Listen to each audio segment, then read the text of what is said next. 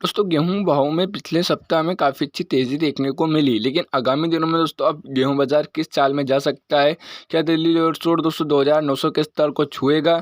बाजार में दोस्तों प्रभावित करने वाले कारक क्या बन रहे हैं, आइए जानते हैं विस्तार से। किसान साथियों, व्यापारी भाइयों, देश के विभिन्न राज्यों में बाढ़ और बरसात से गेहूँ की आपूर्ति दोस्तों काफ़ी घट गई है, जिससे इस हफ्ते गेहूँ की कीमतों में 40 से 50 रुपये तक की तेज़ी देखने को मिली। और दिल्ली मंडी में दोस्तों गेहूँ का भाव 45 रुपये चढ़कर हमें 2865 तक जाता हुआ देखा। दूसरी ओर सरकार द्वारा पिछले दिनों दोस्तों भारत आटा ब्रांड बाजार में आपूर्ति रखने के लिए बात कही गई।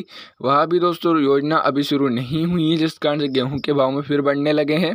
आपूर्ति में वृद्धि नहीं हुई तो गेहूं का भाव जल्द दोस्तों हमें 2,900 के स्तर तक जाता हुआ दिख सकता है। फिलहाल देश के विभिन्न राज्यों में अधिक बरसात और बाढ़ के चलते गेहूं की आपूर्ति घट गई है। दूसरी ओर आटा, मैदा, सूजी में दोस्तों लोकल और चलनी मांग ने वास्तविक खपत हेतु तो थोड़ी सी नए रास्ते खोले हैं। वही कारण है कि दोस्तों पिछले 4-5 दिनों में अंतराल में हमें दिल्ली मंडी में गेहूं का भाव 2820 से 2825 जो चल रहा था, वो बढ़कर 2860 से 2865 रुपये पर आ गया है।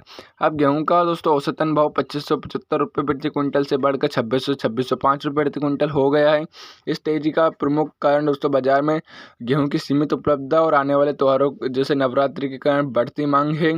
जानकारों का मानना है कि अगर त्योहारों में दोस्तों मांग बनती है तो गेहूं के दाम बढ़ सकते हैं। हालांकि यहाँ भी दोस्तों चर्चा है कि सरकार ओपन मार्केट सेल स्कीम के तहत गेहूं बेच सकती है, इससे दाम नीचे भी आ सकते हैं। इसके अलावा मौसम और कई दोस्तों नई फसल की आवक की भविष्य है, इसके भविष्यवाणियों ने दोस्तों गेहूं बाजार को प्रभावित किया है। और आगे की तेजी मंदी सरकार की बिक्री नीति और दोस्तों मौसम पर निर्भर करेगी, इसलिए बाजार अपनी नज़र बनाए रखें, बाकी व्यापार आप हमेशा विवेक से करें।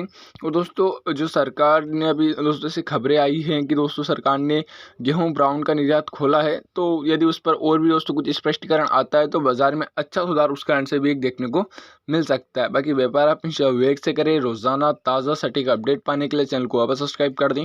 धन्यवाद।